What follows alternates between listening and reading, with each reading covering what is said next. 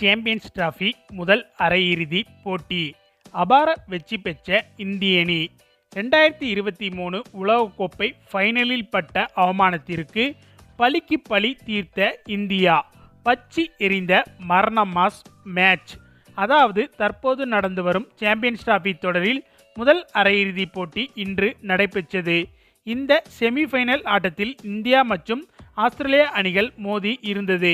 Mini உலகக்கோப்பை என சொல்லப்படும் இந்த சாம்பியன்ஸ் டிராபி தொடரில் பலரும் அதிக எதிர்பார்ப்போடு காத்திருந்த போட்டி என்றால் அது இந்த போட்டிதான்.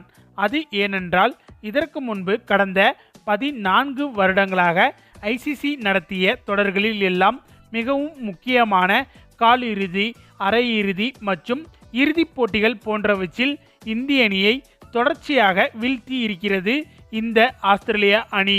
எனவே அதற்கெல்லாம் சேர்த்து வைத்து இந்த போட்டியில் இந்திய அணி ஆஸ்திரேலிய அணியை பழி தீர்க்க வேண்டும் என்று இந்திய ரசிகர்கள் ஆவலுடன் காத்திருக்க, மற்றொரு புறம் ஆஸ்திரேலிய ரசிகர்கள் அனைவரும் வழக்கம் போல இந்த தொடரிலும் இந்திய அணியை ஆஸ்திரேலிய அணி துவம்சம் செய்துவிடும் என்று எதிர்பார்த்து இருந்தனர்.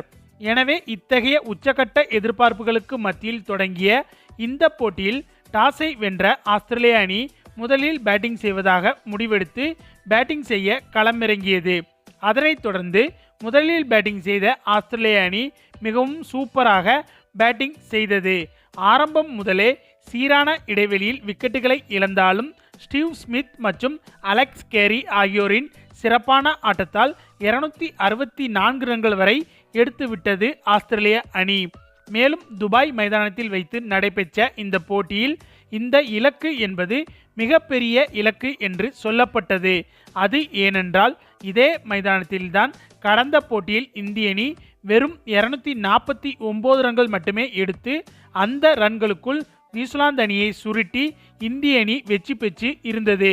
எனவே அப்படிப்பட்ட இந்த பிச்சில் 264 ரன்கள் என்ற இலக்கு இந்திய அணிக்கு கடினம் என்றே சொல்லப்பட்டது.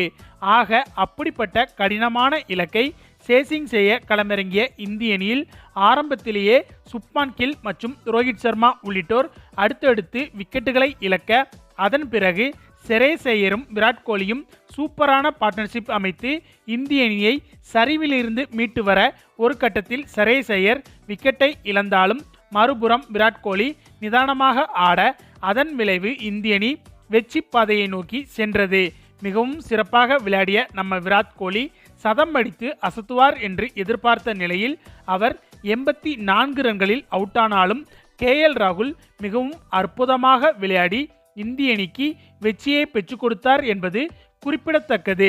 அது மட்டுமில்லாமல் இந்த வெற்றி மூலமாக கடந்த 14 வருடங்கள் தொடர்ந்து ஆஸ்திரேலிய அணியிடம் முக்கியமான போட்டிகளில் தோல்வியடைந்து வந்த நம்ம இந்திய அணி அதற்கெல்லாம் சேர்த்து வைத்து மொத்தமாக இந்த சாம்பியன்ஸ் டிராபி தொடரில் ஆஸ்திரேலிய அணியை பழிக்கு பழி தீர்த்துள்ளது என்பது குறிப்பிடத்தக்கது.